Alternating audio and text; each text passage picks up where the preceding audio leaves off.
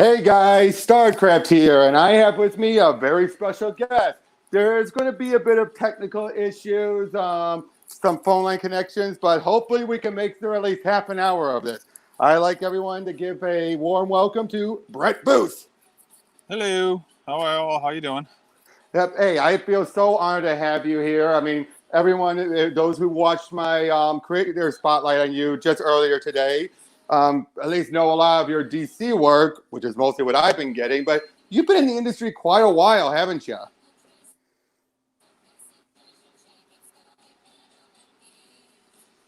Yeah, I drew within 92 for an ad for Wildcat Zero. Oh, sorry, you got a little cut off there. Do you mind repeating it? Oh, yeah, I counted from 93, but technically the first thing that I drew was drawn in 92 for an ad for Wildcat Zero.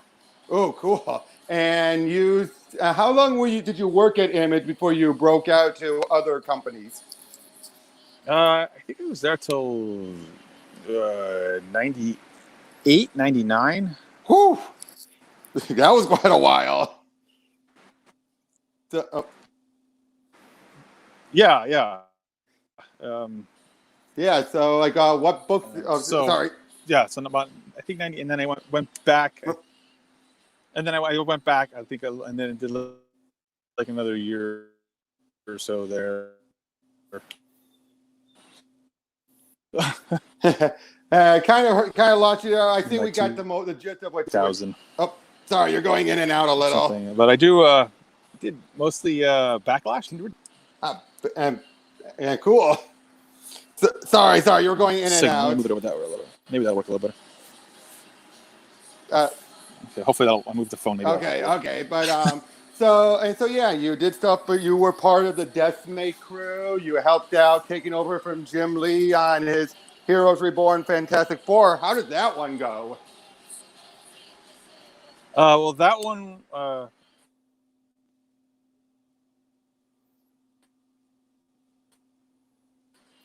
Lost you again. Let's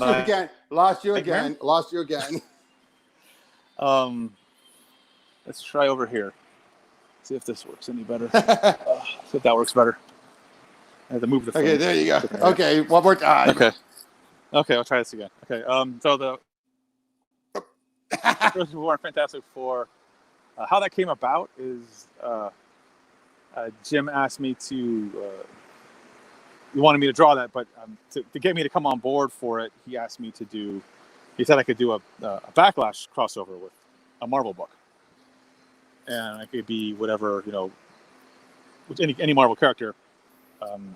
So we kind of narrowed it down between Spider-Man and Daredevil, and we wrote up 2 pitches and sent those in. And the Daredevil one I thought was a stronger story, but. They're like, no, but Spider-Man will sell better, so we'll use Spider-Man.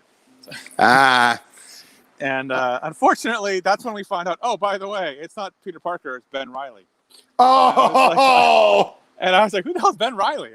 And he's the clone. We had to go and research all of that, which was it was fun. I mean, unfortunately, there's no internet, not like it is now. Right. So we had to go run to the comic book store and buy a bunch of books and see what the hell was going on. And luckily, comics had a bunch of, they do recap stuff a lot when they were just talking. So like the whole Chris Claremont thing, whenever Storm would say something, you'd get her whole life story on one page before she blasts the guy. So so we were able to kind of piece it all together. That was, yeah. But I wanted to use Venom because the Backlash had a partner called Taboo, and she had a symbiote kind of thing, similar to. It was I think it was like a precursor or something similar to the Wetworks stuff. So we kind of played with all of that kind of stuff, and then it worked good with Venom. And so I was like, it's kind of an easy story that's kind of right there. So we don't have to think, you don't have to go too deep into it because it's just a 2-issue crossover. You can't go. Right. You can't get it's just basically for fun and some cool fight scenes. So. Right, and I know of it. I've been collecting a lot of crossover books. That's one I'm still trying to find. Yeah, because they only ever printed there's a trade or like a prestige thing, and then, there's the 2 issues. So I mean, that's That's all there is. Since it's DC bought Wildstorm, it becomes much more difficult now because they hate each other. So. Oh, right. Yeah, of course. Now, when did you first start at DC regularly? 2010. Oh, that took a while. Yeah, I did much independent stuff and stuff. I didn't do the work for a few years. And, kind of artistically, it was kind of weird period, and I wanted to do like novel adaptions and stuff. So I worked with some companies for that, and that always wound up just being a giant total nightmare and a mess. I need to get maybe I did like the Anita Blake series. Marvel actually was a part of that for a little bit. Yep. And then whatever happened between the companies fell apart. So it's like Marvel asked me to stay on there, and I should have done it because I probably would have made way more money doing it that way. But I wanted my royalties, but I was going to lose out on royalties for this 80,000 copies of the trade. Oh yeah, that book sold really. Yeah. I think total it's like over like 120 or 130,000 copies of that trade. Right. So I didn't want to lose out on that. So the other company's like, well, we'll pay you the royalties for that. And then you can do this Dean Koontz Frankenstein thing. It's like, oh, awesome. Which also sold, I think the pre-orders came in like 140,000 copies on that. And then the stock market crashed in 2008. Oh. And they everything so they only we're only going to print 40. I thought, 40 is pretty good. They sold, I think, 3,000 copies. Oh. So yeah, it was like, no, there's no money there. Awesome. And I was supposed to do some more stuff with. I was supposed to do something else. I did some like Dresden Files, which is Dresden Files, and that was just a nightmare as well. And then so I was like, that's it, I'm done with this. I contacted Marvel, and I heard back from one of their editors. Oh, we don't have anything right now. And then I contacted 3 DC editors, and then I heard back from one of them. I was like, yeah, I got a short story. And it was in the Untold Tales of Blackest Night. Scarecrow story. Yeah. And that was the first. And that's what we were talking about earlier in your video. Those were the Scarecrow and the Power Girl thing. Those were just from pencils. There's no ink. Oh. And I should have mentioned the Untold Tales of Blackest Night. I knew I forgot something in my video. That was the first stuff I did for DC.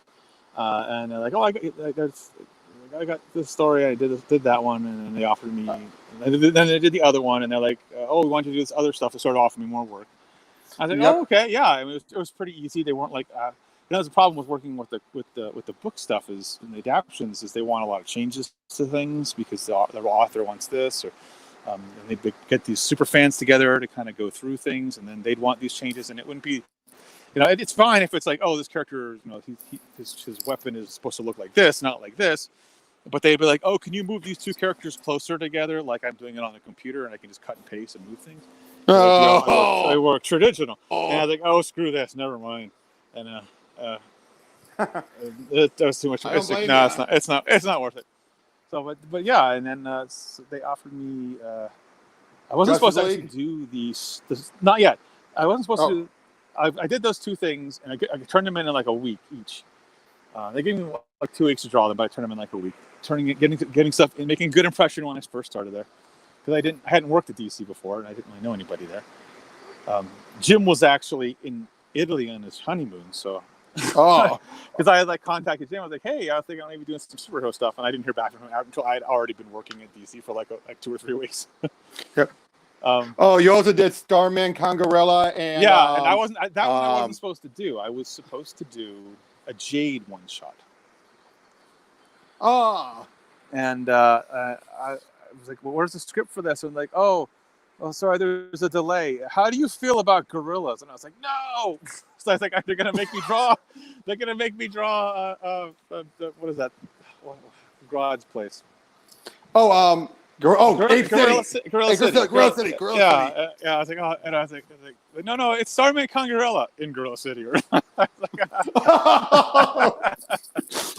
like, I don't know who these characters are, but I was like, oh, it has like Animal Man's in it, and Rex the Wonder Dog. And I was like, oh, it could be fun. And I actually really enjoyed it. I enjoyed it a lot. So I started drawing that. I drew like the first 7 pages, and they're like, oh, hey, we need you to do this Larfleeze thing. Oh, Larfleeze. I gotta say, you did a great job at drawing Larfleeze. Yeah, and I was like, what the hell's a Larfleeze? Because I wasn't reading comics at the time. I didn't know who this guy was. And like, oh, Jeff Johns is writing it. I was like, who's Jeff Johns? Oh! But no, so I looked it up, and I started reading some of his stuff, and I'm a big fan of him. I really like his writing style. I love what he does on the television shows, too. Oh, yeah, I love Stargirl. I haven't seen that one yet, but I really like it. Oh, you'll love it. When he writes the episodes, they're always really good. Yep. So he turned that in. That was a kind of a nightmare because they needed it in like 2.5 weeks. Oof. Yeah, it was like right before, because they needed it for around Christmas time, and of course, Quebec closes for like 2 or 3 weeks to clean the presses and stuff. So you have to have things done early. So it was like right before Thanksgiving, and it's just like trying to get all that done.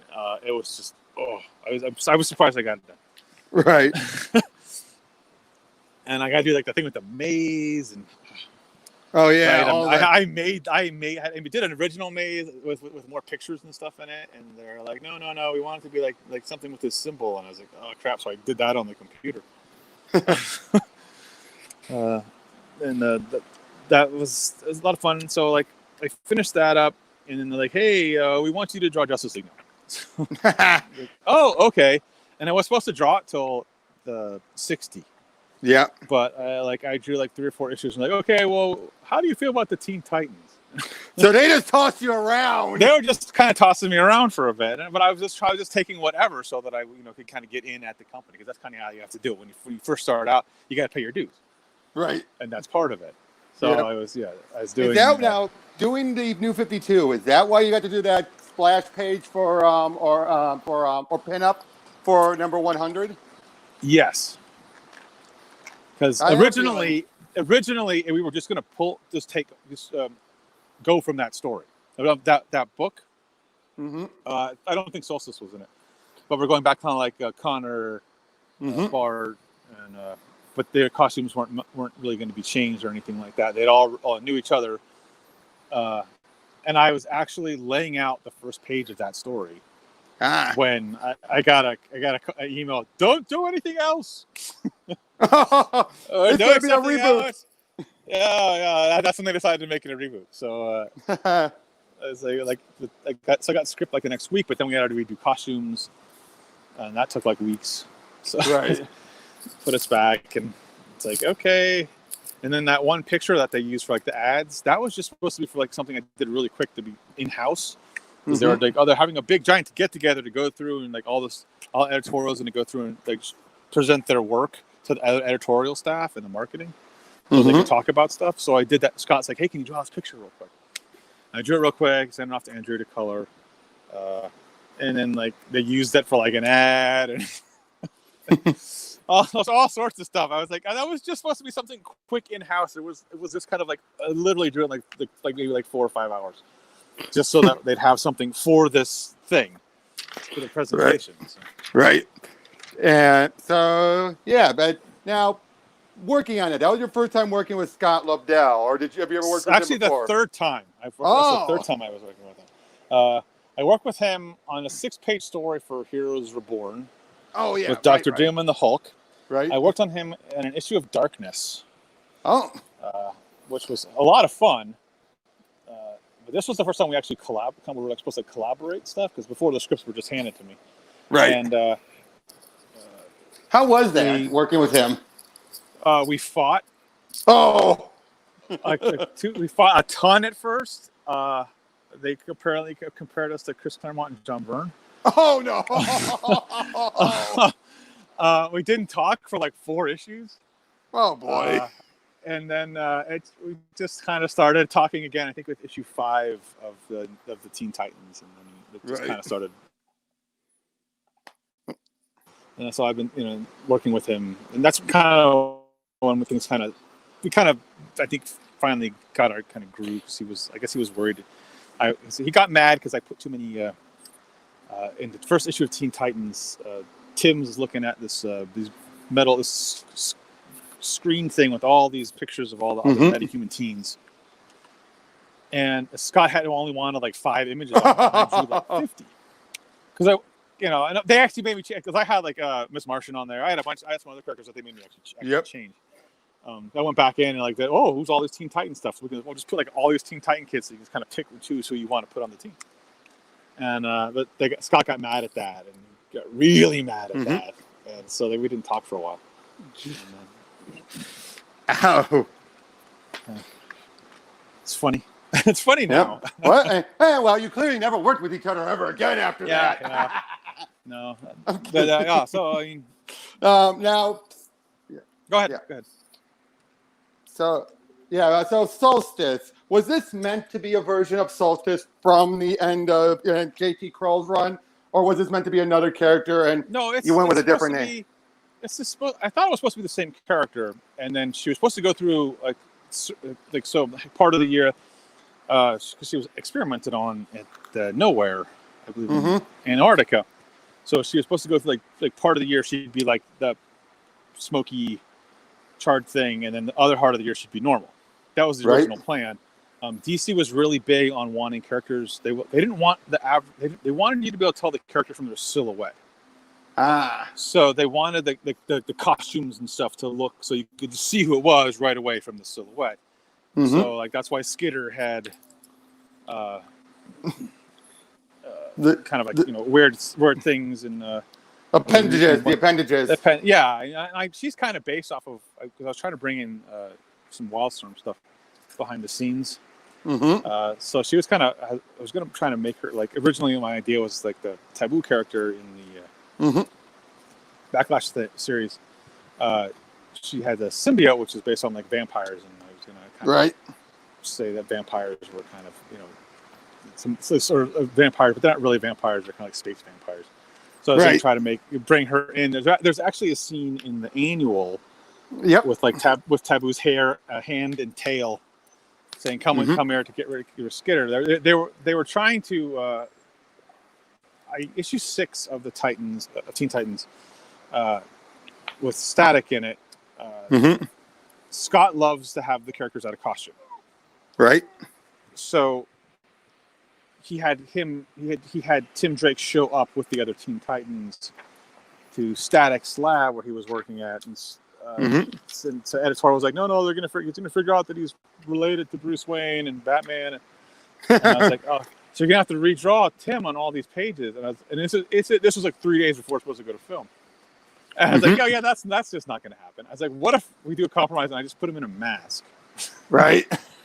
And they're like, okay, that'll work. But I had to go through on the computer and I draw those damn masks in. And it messed up my hand really bad because I don't work on the computer. And then they wanted me to do the annual, and I was just like my hand was just destroyed. And it took me months to kind of recover from that. So that's one of the reasons why when I came back, they gave me like 2 issues with only like 15 pages in them, with like some backup stories, so that I could have a bit of a break. Because they messed my hand up pretty bad. I still managed to get that damn annual done though. Oh yeah. Which is where you introduced a lot of new characters. Yeah. Oh God, and I didn't want to do that. I didn't want to do that, and I didn't want to do that. And they were like, no, yeah, you should do it. You should do it. And, no, I don't want to do that. And I'd rather draw this other stuff. No, you should draw. They really wanted me to Dan really wanted me to draw that one. So now I've noticed, in taking a brief pause from all of your books, you work best when you're with Norm Rampman and Andrew Dalhouse. They're like my regular crew on DC. Right. But they were. They're changing things around and everything now. So what's going on? But yeah, well, it happens. Well, yeah. One of the reasons I usually work with Norm is he's one of the only guys who can kind of keep up with me. Oh, I noticed. Yeah. That's he's actually able to. He can actually usually hit the deadlines. So we got Norm. Does a good job. He hits the deadlines, and we have Andrew, who I just kind of like that kind of style of coloring. Oh yeah, I love it. Airbrushy. Yeah. So I like that on there, but they decided to kind of break everything up. Stuff like Flash Forward, we had I think it was and Guerrera, Louis Guerrera. Yeah. I want to call him Ig because they were talking about the Teen Titans, and Ig is one who did some of the fill-in issues on Teen Titans. So I was like, oh, I know that's not right. We got Norman there, and then like for the Red Hood issue, Danny Mickey's doing inks, and I'm not sure. The regular Red Hood, I'm sorry, I can't remember his name. I'm terrible with this, remembering the names. Did the colors on it, and did a really nice job. I was really happy with the Red Hood issue. I'm kind of curious what everybody's going to think. They did make me tone some of the violence down. Oh. Yeah. Well, I mean, I thought it was fun violence, and it could kind of squeak through in its Red Hood, but they're like, it might be just a little bit too over the top. Oh. Okay. That's what happens. Scott will do this thing like we did this on Flash Forward, where he's like, "Here's like 4 pages, just of fighting. Go ahead." What you want to do? Yeah, dude. Yeah, basically. Yeah. Okay, and so they fight. Like, here's a double page. Here's a double page spread. Go ahead. Now so that's what it was. Yep. And I go a little crazy. Yep. Now after Teen Titans, you eventually got on. You did like an issue of Superman, and then eventually you went on to the Flash. How was it working with Vendetti and Jensen? That was, I kind of backed off on a lot of that because there's already 2 writers on it, and I didn't want to, mess with things too much. And I was real happy with the first arc. The second arc was a little slow. It was a little slow for me. It's not like it was bad or anything. It's just I like the bad guy that we had. I think they weren't planning on keeping on Future Flash around that long. Oh, Blue Flash. I call him Blue Flash. Yeah. I call Future Flash. They weren't planning on keeping him around after that first arc. But actually, I think editorial and stuff liked him a lot, and the sales were going up, so they decided to keep him around. Because the book was like, I think like 21,000 when I took over, and then like my first issue was like 30,000. Yep, and then eventually you guys got up like 45, something like. And he brought in Zoom. He wasn't supposed to be the bad guy. I was actually wasn't sure I was going to stay on the book, and they're like, because it's supposed to be there. They're going to do a Court of Owls story in Keystone. That would have been awesome. The Batman office said no. Oh. And I was like, oh, son of a bitch. Like, well, who are we going with? Zoom. And I was like, oh, fuck, I'm going to have to draw this. So. Because, it's a Flash. I like to draw the Flash guys. So, Right. So, yeah, you lasted a good long while on that. You helped co-create the new Wally, we'll just call him. Yeah, we actually called him the Black Wally. Well, we go with that too. I was just going with new Wally, new 52. That's from Andy Dalhouse, who is also black. So. Right. Because it does get confusing, and they're like, "Oh, it's Wallace. Who the hell is Wallace? Which one's Wally? Which one? I don't even know." Now we got Kid Flash and Flash. That'll work. Yep, you're probably at least grateful he didn't get erased when Rebirth happened, right? Yeah, I was just a little upset that they didn't keep the silver costume, or at least the color tone. I went back to the yellow. I was like, it's fine, but it gives him more of his own identity. True. Given that's silver. I mean, we went through a bunch of colors and stuff, Andrew and I, when we were creating that character for the future story, and and there, I thought I think that this works great for this character. It's a little edgier. It shows that it's not exactly the same, and they go like, of course, Rebirth is basically we're just going to go back to what it was before. So I kind of get it. I would love to be able to do some stories with him as like an adult, which is what that miniseries I pitched was.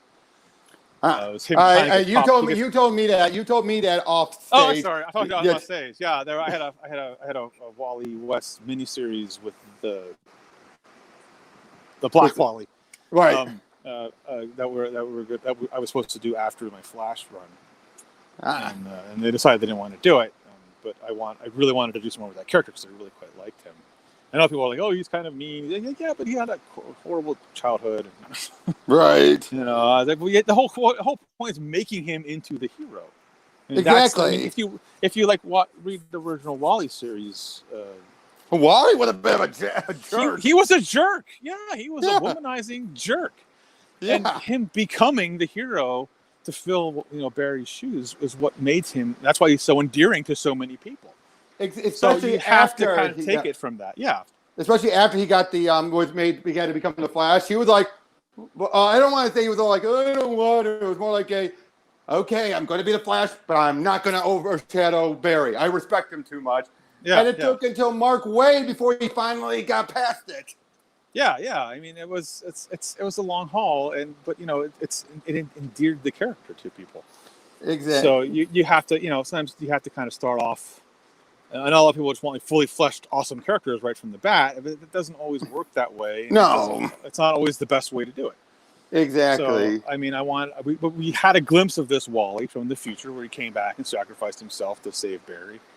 Mm-hmm. So we knew, that he has this potential in him now. So exactly. Getting him there is, would have been something that I really wanted to do. Unfortunately, I wasn't able to. Right. Maybe one day. Maybe one day, yeah. Now, your Batman Superman 3 issues and the Doomsday issue, whose idea was it to do it from the sideways and do it all cinematic? I don't know who it was exactly. For issue 1, all I was told, and I know people don't like Eddie, but it was Eddie Bergenza and Greg. He emailed me and told me that. Greg Pak. Yeah. Told me what they were going to do. And they wanted to be sideways. And I was like, okay, I could try that. That's I'm game. I remember the old X-Force and Spider-Man issues that were sideways. And right. And I said, I'll try it. And I freaking loved it. Yeah. And so I asked if we could do the whole art, the whole series, the whole 3-issue arc. Yeah. Yeah, because it was just supposed to be the first issue. That would have been inconsistent. Yeah, and so that's why the second cover is wrong. Right. And then the third cover is back on and track. the third one's back, yeah, because I already done the second cover, and so Eddie's like, let me see, and then let me ask Bob and Bob and Dan, and they're like, yeah, they said okay, and I was like, oh, sweet. So yeah, so I kind of got to do that, and that was just a ton of fun. So I just had a blaster on that. So. Yep. And then there was the Doomsday issue, which, judging based off of how you drew him in Justice League and then how you drew him there was obviously a clean difference. But how was that was the new design. That was just the new design for the other one. But yeah, I improved, and I was really happy. I love drawing in the Superman universe. I do. It's quite fun. So I'd love to do some more Superman stuff. Now it's just getting there and being, it's Superman, so it's kind of difficult. Right. Now in the middle, not as hard as the Batman universe. But no. Now in the middle of that issue, things went a little different in the style. Was that still you who drew it, or? Oh yeah, that's all me. They wanted one of the suggestions was they wanted it kind of to look like Greek pottery and stuff like that. That's cool. I referenced some stuff, but I didn't want it to be so perfectly Greek. I wanted it to look a little bit, like it's its own thing because it's a whole different planet and a whole different society and stuff like that. So yeah, I just kind of I messed around with some styles. I sent in a thing. How about this? And they're like, oh yeah, this looks great. Go with that. So, all right, so they went with that. And it's much faster than the regular styles. So it did save me a little bit of time. But right now, it's supposed to look like it's like one of those things where you watch a computer animated movie, and then part of the way through they switch to a regular traditional animation for a flashback scene. The Kung Fu Panda did that a lot. Oh yeah, definitely. Yeah, so something like it's just to kind of show that it's not the same thing. But yeah, that's all me. Right now, I realized I just skipped your 2 issues of Justice League of America you had done. Were you brought in because David was getting behind and he was going off to do Forever Evil, or? I think that they did it so that he could do Forever Evil and not have a scheduling issue or something like that. I don't really know. Jeff, it's I got an email from Jeff. He's like, "Hey, I tried calling you," and I was like, "What?" What did I do? Like, no, I just wanted to see if you. I was waiting on a script or something from Nightwing because I was supposed to be doing some Nightwing stuff, and the script was late or something. Something was going on with that. And he's like, Katie said you had some time, and I need someone to do this issue. And I was like, oh, okay, well, all right, I'll work on that. All right. Now, you also were the only person that I know of who's drawn one of each of the DC, Hanna-Barbera, and Looney Tunes crossovers. The Joker, Daffy, and Flash and Speed Buggy. How was it working on those two? Those were a lot of fun. Like, the Speed Buggy one's still one of my favorite ones. I adored that one. And I actually really like the Daffy one because I like drawing the Joker. The Joker's really fun. just because he just has this big flair and he's just kind of crazy. I mean, not kind of crazy. He's totally crazy. But yeah, that was just like a lot of fun. I enjoyed that. Getting like a Daffy Duck that everybody kind of wanted it. I did a couple versions of him. Was kind of the difficult thing because he's got it was a weird thing because he has to be able to emote. But it's because it's a duck and it's like their mouths they don't have teeth and yeah, Daffy has though. Their beaks don't move and it like that. And it's just kind of getting everything kind of it's kind of a happy medium. So we can at least do something with him. I mean, a lot of those were disturbing. I mean, the Porky Pig one was like the most disturbing one. Definitely. Porky, jeez, that's kind of funny, that one disturbing. was. But yeah, I mean, the stories were a lot of fun to do, and yep, I quite enjoyed those. I wouldn't mind doing more of that kind of stuff. I mean, I did, even in like this Flash Speed Buggy one, I got to put like. In the stands in the end, I got to draw pretty much anything I wanted to. That's like Jabberjaw and the Hair Bear Bunch. And, I see them. There's just a whole bunch of them in the background. I was like, I just pulling stuff from this. Like, I can do whatever I want, so I can just pull this, and pull that. That was fun. And you had a couple more gorillas. There's grape apes in there. Yeah. Now, then you went on to do with Dan Abbott. The Titans run. How was that one? That was probably the most difficult book I've ever worked on. Oh, what happened? It's not like it's bad. It's just it's a lot of work-wise. It was just so much work. I was doing like 11 hours every day on that book. Oh, because it was twice. That was one of the bi-weekly ones. Well, no. It wasn't bi-weekly. They moved the date up on us 2 weeks. And then we did issue 1 was Rebirth. Issue 1 was drawn. I was waiting on issue 2, and then they decided that they were going to axe 11 pages of that and redo the story. So it put us behind like 3 weeks additional, besides them moving up to 2 weeks in schedule. So we lost like an entire month, 5 weeks. Yikes. And so we were behind the 8 ball right from the very beginning. And Dan is one of these writers where he likes to have the characters talk a lot. So if you watch you watch the Guardians of the Galaxy's movies, that was based off the comics he did. Yep. Yeah. They talk a lot. There's a lot of dialogue between the characters. So you wind up drawing like 5 or 6 characters on like every single panel. And so you have to kind of keep where everybody's at in your mind. And so there's hardly any like pages with like 3 heads on it. Those are the pages that you would take. Oh God, I could take a break today. I just have to draw these 3 heads talking, and I'm good. I usually save those for because we have to usually turn in like 5 pages a week. I would do 4 pages of the fighting stuff, and then 1 page of talking heads if you could. So it's like kind of a little bit easier for you. But with Dan, it was just like 5 pages all the time of either intense action or people talking with multiple characters. So and then of course trying to get all the Titans, they all have to have their they're some of my favorite characters. So they all have to stand specific ways. They have to when they talk, they move their arms in specific. So they're all very specific to the characters. So it's the Titans. Well, I love them. Are just a colossal amount of work. And I wish we would have had like another 2 or 3 months lead time before we had done that, just so that I could have done more of it. Like I was really pissed off I wasn't able to draw the Superman issue.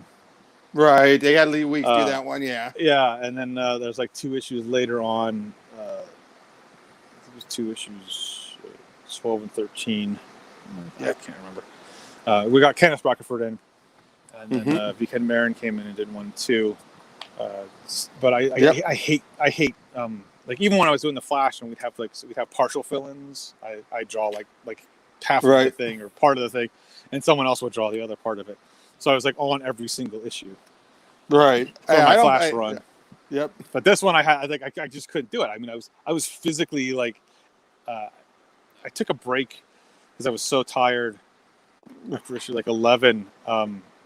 We did this like Wildstorm 25th anniversary thing, and I took like 2 weeks off, and I was still like cold in my chest all the time. Yikes! Oh yeah, I was exhausted. It was just exhaustion. So like I really wish it's like if I did another like Titans book, I would love to have just a little bit more lead time because most of that stuff is you get like maybe 2 months, 3 months lead time. Right. And since I'm pretty fast, they kind of count on that. So.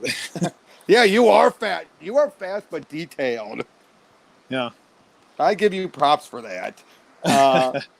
Yep. So, then you did 2 issues of Action Comics with Dan Jurgens, and then you did stuff. Yep. Then you did the Joker's last joke with Dan Jurgens on Batman Beyond. How did that one come about? That's all they had. Oh, really? No. Yeah, I mean, did he ask you or? No. I was like, I was actually supposed to do a Flash Batman. Brave and the Bold. Ooh. That's what I was supposed to do that, and then they're like, we have too many Batman books, so we're not doing that. I was like, are you fucking kidding me? Yeah, I was like really looking forward to that. Because I was really looking forward to it because Tom Taylor was supposed to write that one. Tom Taylor, great. Especially at DC. I think DC's where he shines. Marvel, I think they give him too much freedom. Yeah, no. I really wanted. I was really looking forward to that, and they're like, no, we're not doing that. And so I was like, they didn't have anything. And like, well, we have some Batman Beyond. I was like, okay. And that one was tough because they were like, really, they wouldn't let me do what I wanted to do on it. Oh, ooh. So I'm sorry. like the coloring wise, I wasn't. Like, I'm a fan of the show, so I wanted like neon and vibrant and stuff. No, they really got into this because they were switching paper stock. Yeah, they really wanted. We just want like regular dull paper, regular colors, primary colors. And I was like, yeah, but this is Batman Beyond. It's supposed to be like neon and futuristic and stuff like that. It's not going to work. And can you do this, do that? And then I had this problem because I drew all these wacky panels. Mm-hmm. And they kept getting us, there's a tangent here. It's like, yes, I know there's a tangent there. When it's colored, it won't be a tangent. Don't worry about it. I've been doing this for years, but it just kind of became... There was like one thing that like really pissed me off. I was like, it's in the last issue. Mm-hmm. It's like Bruce is getting up, like the Joker's confronting Bruce, and Bruce stands up. And they didn't like that I had Bruce stand up kind of big and proud. We want him to be all kind of hunched over because he's old. I was like, no, he's becoming Batman right there. That's Batman. Yeah, I'm looking at Batman right now. versus the Joker. He's supposed to, and I fought him on that, and I wouldn't change it. Right. I see it right there. I see it. I gotta say, I liked how you did Old Man Joker. Sorry. Yeah, well, I got to draw the Joker a lot, surprisingly, which is kind of funny. I got to draw him with the Daffy, with the face off. Yep. The Daffy one, the face off. I got to do like in Red Hood, I did like a Joker Zero kind of thing. Yeah. For one of those things, and like, that was just pencils too, and I was like, they didn't do that the pencils right, and it looks all thick and gross. And then I got that, and so I draw Joker like 3 or 4 times already, which is like because when I was growing up, the Joker like didn't appear much in anything. Oh yeah, I remember. He was kind of like one of those like special villains who'd come in every now and then, and you're only really lucky to draw him. Right. And nowadays, I guess he used to have a series too, so I guess that's just kind of how my perception of it. So like drawing the Joker is kind of special for me. I think. Right. I did get to draw him in. He's in Red Hood issue 48 too. So, oh right. Oh cool. He's like, I love drawing the Joker. He's like one of my favorite characters. Yep. To do. So anytime I get to draw him, I'm down for it. Right.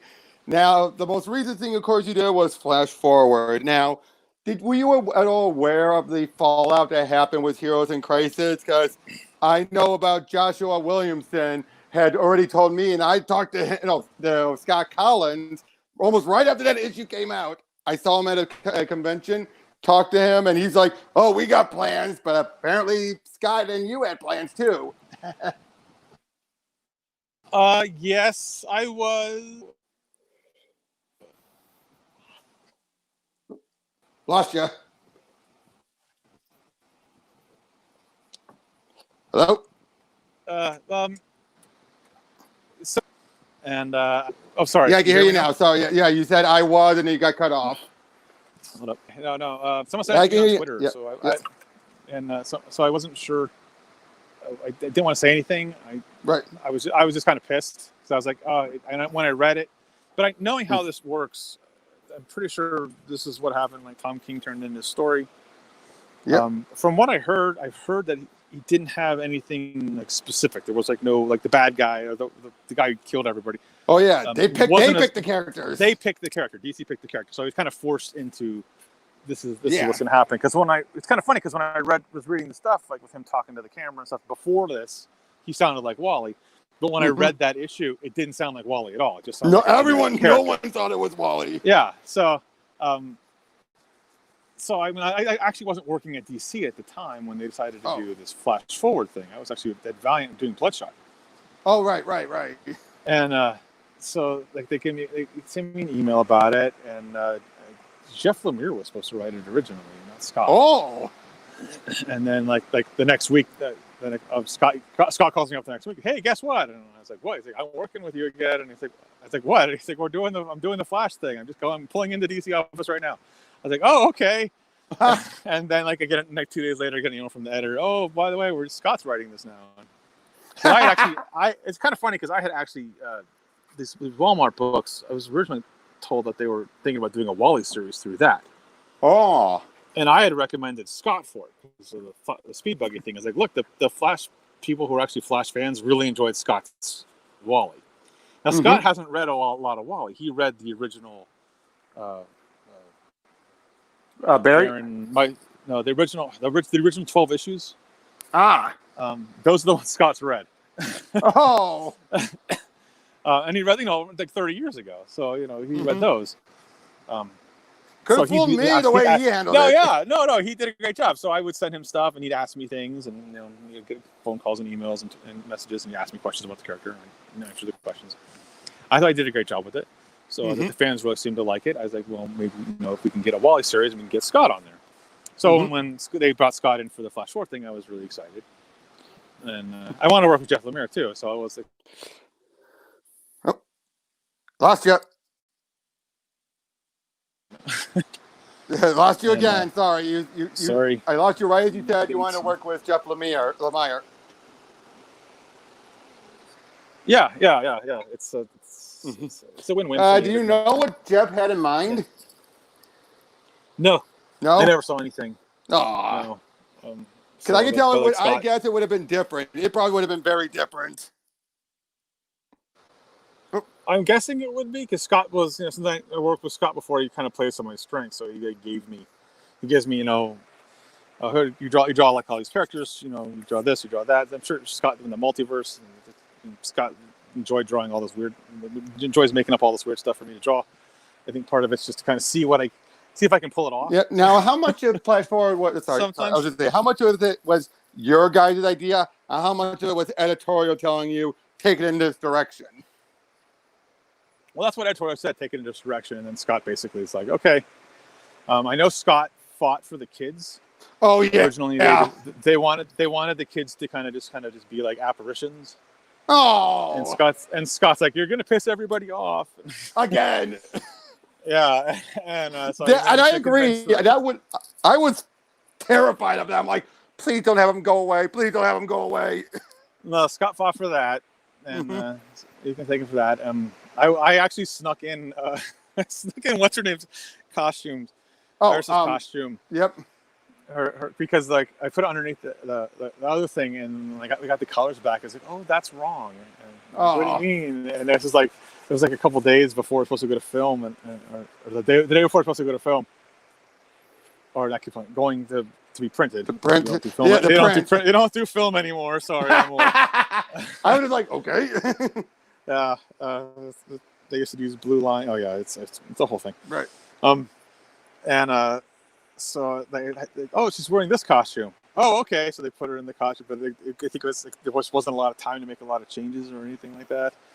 Mm-hmm. So they kind of let it go, and then I just think that the fans really just seem to like that. They could tell, and I think I wanted to give them some hopeful stuff because when I first read that, I was like, oh, the kids, and mm-hmm. Yep. So I was like that. Everyone was like that, and then now the Dr. Manhattan thing. I know you're just the artist, but did Scott ever even tell you how that worked? Because it's like, but wait, Batman sat in the chair. We never saw Manhattan sit in the chair, so how was Manhattan's power put into the chair? Well, from my understanding is, there's a scene with like Lex Luthor and Metron. Is that his name? Yeah. With like a blue glow. That's Manhattan blasting them.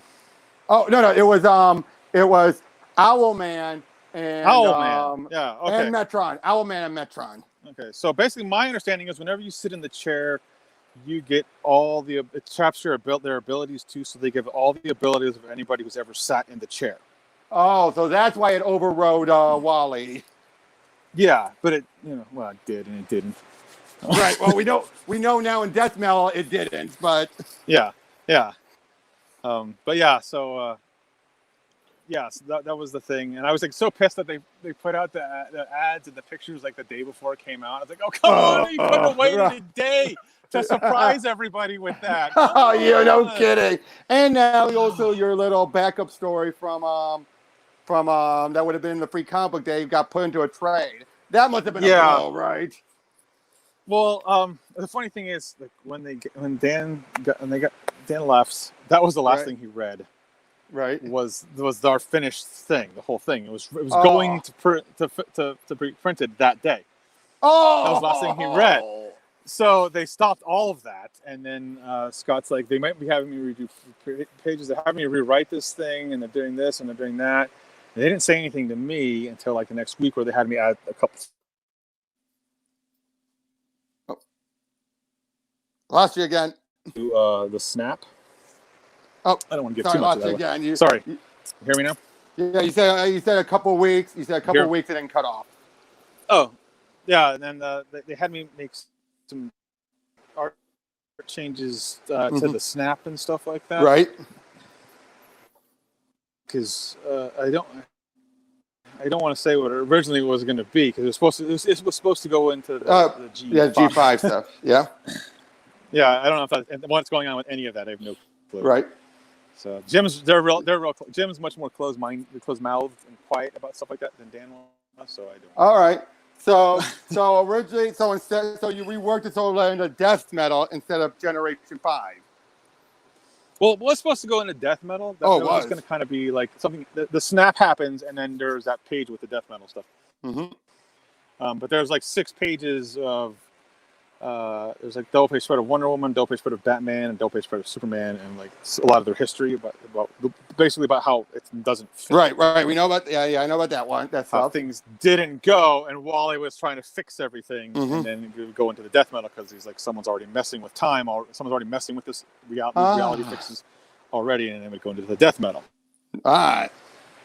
So and that was the original thing, but that's not happening now. So I guess. Right. So, do you have anything else going forward? Anything else planned, either at DC or wherever? Well, I had a project at DC that appears to was be it a canceled. G5 that you know of? I've been talking to them about doing. Oh, it was a G5. It was. Oh, cool. It was a Generation 5 or whatever the hell they're calling it. Yeah, it was one of those. Yeah, it was one. So that's not happening now. And then I asked. I did ask them about the project again, and they're like, "Oh no, we're not sure. Don't say that. We're not sure yet. We're not sure yet." And then like I talked to the original editor the other day, and he was like, "Oh no, that was canceled months ago." So I don't know what's going on. Oh, and So, they're yeah, trying I to don't know what's get going on with they're that. trying to get their ducks in a row, right?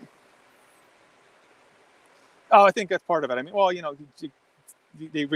Dan gets taken out, Jim gets put in as the new guy, Mm-hmm. and like 2 weeks later, COVID starts, Oh, yeah. and then The apparently, diamond I was told stuff. that the editors are having a problem getting used to working at home like that. The diamond stuff. Oh yeah, it was just like just one thing after the And other. yet, yep, and yet DC So seems to be more on top of it than when Marvel. Sorry.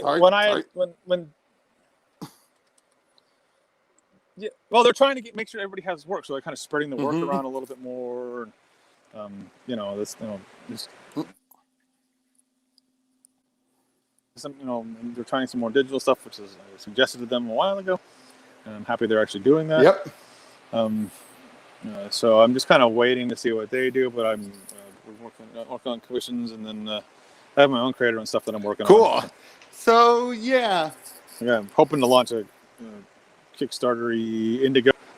But, Hey, yep. yeah, Take your time. Take your time is all I say.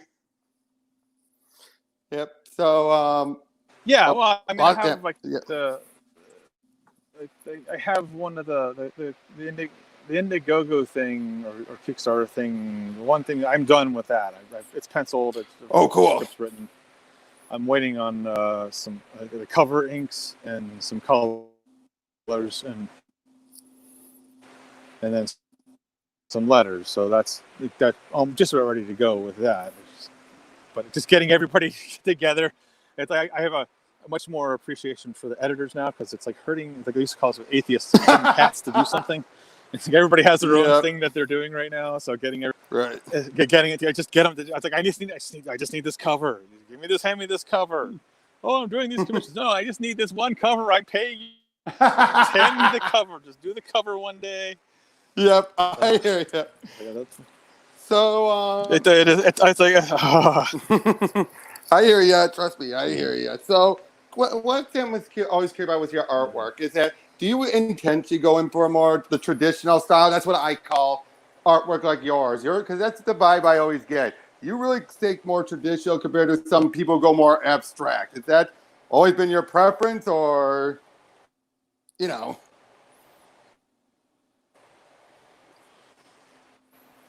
Well, yeah, I mean, because when I was trying to get in, because I started drawing comics not professionally, but I tried trying to want to draw comics when I was like 13, and so this was like George Perez, John Byrne, Art Adams, Mark Silvestri, and later Jim. So it's that stuff was added in later, so I have a more traditional background, right? Yeah, before like the imagey stuff. So the image stuff was all about going, overboard and excess. But so to me, so what I did, I pull back a bit. So I try to keep the energy, trying to keep the energy from the image days, the excitement, and the energy. Oh, but you do. Slightly more realistic. Yeah. So more realistic weapons and stuff like that. So it's not like lunch boxes and mailboxes. All right. Now, what's your opinion lately on how the artwork design has been going lately? Weird projectiles at each other. It's losing out. Sorry, we're getting all choppy and garbly. Hold on.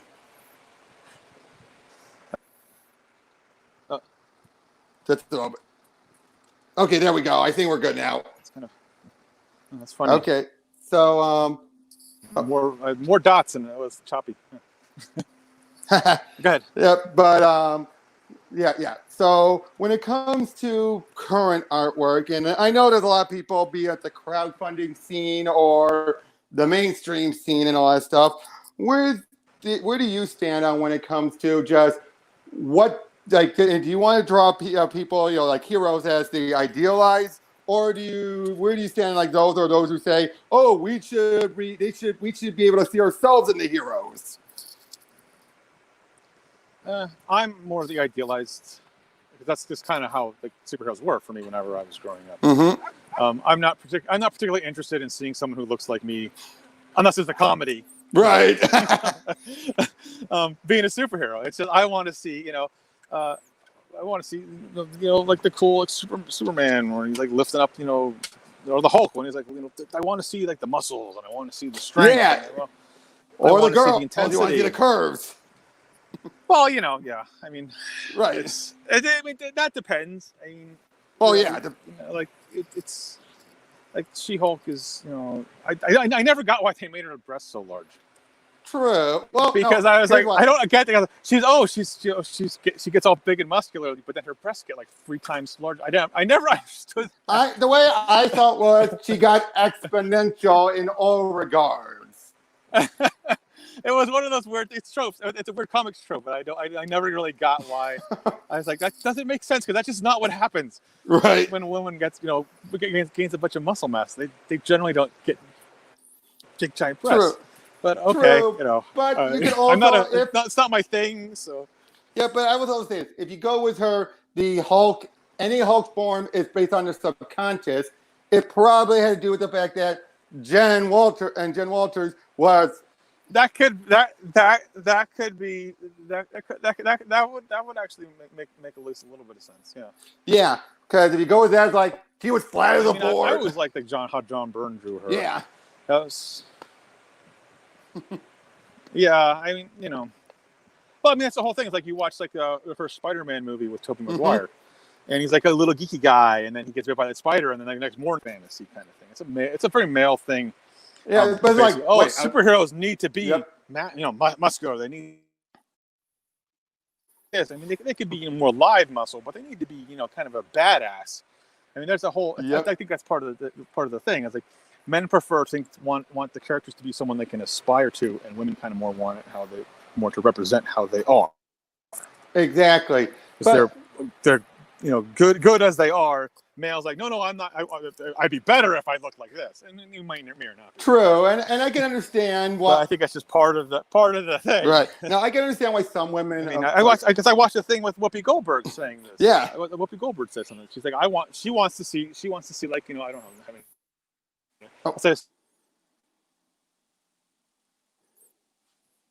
Off you again. See like a 50-year-old me like flying around in these movies. That's what she wants. Oh yeah, yeah. Like a 30 or 25-year-old looking, hot looking guy with the hot girl stuff. So I think it's just different what people are wanting in their. Oh yeah, and like I said, I can understand why some women are ticked off at some female heroes are big boobed and all that, but it's like. They should be at least athletic so they can do the stuff. It's why whenever I see people say, we reverse Photoshop Spider-Man, he has a dad bod. It's like, no. If he's swinging around from his webbing and everything, he's not going to have a dad bod. Yeah, no, trust me. Yeah, I've got a dad bod, and just doing the minimal amount of effort, it just destroys me. Pump. My body can't take it, so he could swing around maybe like 5 or 6 times, and then the rest of it would just be like face down on the ground, or screaming about how his back is hurting and he can't move. Exactly, it's like these people do not that would be realize funny for a comedy, which is why it works so well in the Spider-Verse, into the Spider-Verse, where you had the slightly pudgy Spider-Man, but it was comic, but so slightly pudgy. It works for that. Yeah, well, I mean. Yeah, but like I said, though, I think when people make these statements, they're thinking of the short term, not the long-term implications. You know what I mean? Yeah, I mean, it is personal preference. So I mean, I like to draw. Right. I like. And it's kind of funny because it's like Colleen Duran will draw. Those are really pretty people. With really pretty people. She likes to draw really pretty people. So I was like, I'm not going to tell her to not draw pretty. Oh people. Yeah, she does awesome pretty people. You let her draw pretty people and leave her alone. Right. This guy wants to draw muscular guys over here. Let him draw his muscular guys. On the flip side, if they want to draw, people that look kind of just like regular. Oh yeah. I don't care. But of course, I think the big. I just depending on what it is, I may or may not read it. If it's a character that I find interesting or exactly clever, cool, fun story with something like that, cool. I mean, come on, you have a. No, I mean it really all depends on the context. Yeah, I mean, there's room for someone like Faith from Valiant, which I had no problem with. Oh yeah, I don't see. I know. I think people are like they're too polarized and they're like not willing. Mm-hmm. It's like, oh well, everything has to be made for me, and I have to like everything. No. Like only a few. Like I'm a big dinosaur. I like dinosaurs a lot. Mm-hmm. But there's a ton of different art styles for dinosaurs. Mm-hmm. So I like the ones that I like, and there's other styles that I don't think but other people really like them.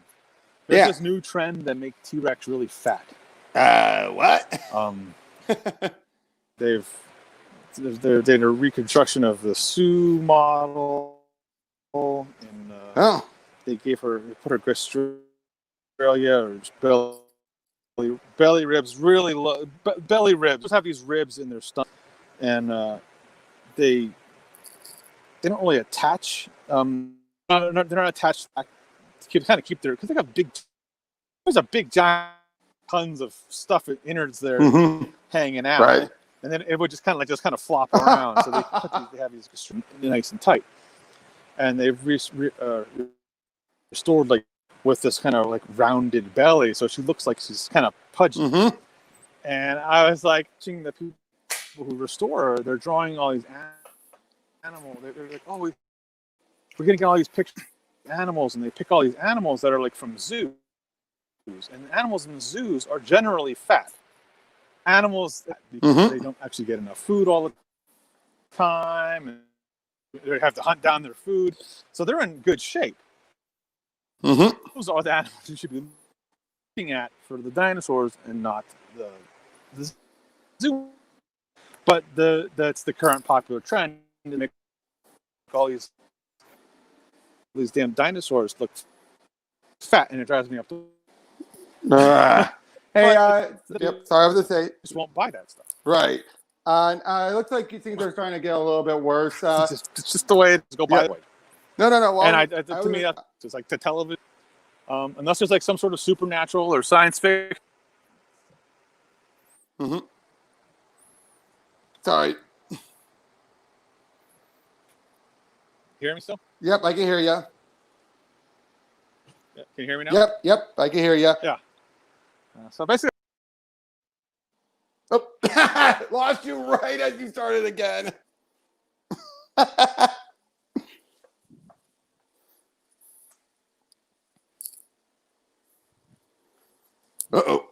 I think I completely lost. I think I completely lost him.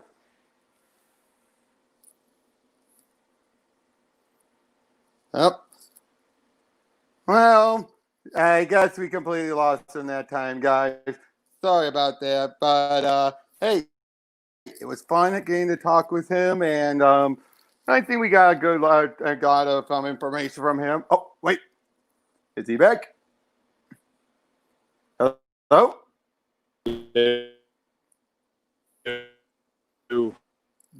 Hello, barely can hear you. Hello, barely can hear you. I was starting to wrap up anyway.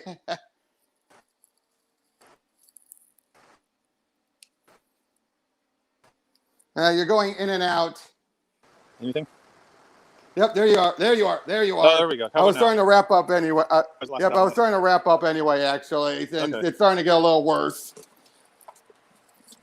Oh, no worries. Yeah, but I want to thank you so much for coming on. It lasted. Yeah, I'm so thankful for you to come no problem, on. And, no problem. Yep, keep up the great work. And whenever you start that crowdfunding book, let me know and I'll spread the word. Cool. Yeah, hopefully soon. I mean, as I said, waiting for stuff. Right, ready for stuff. I completely understand. So, Brett Booth, ladies and gentlemen, just check out all of his work, and I'll see you on the next one. Take care. All right, talk to you later.